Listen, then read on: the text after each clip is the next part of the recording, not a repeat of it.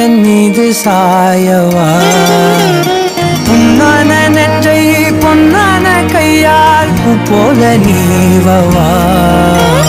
நீ தூங்கும் போது முன்னெற்றி மீது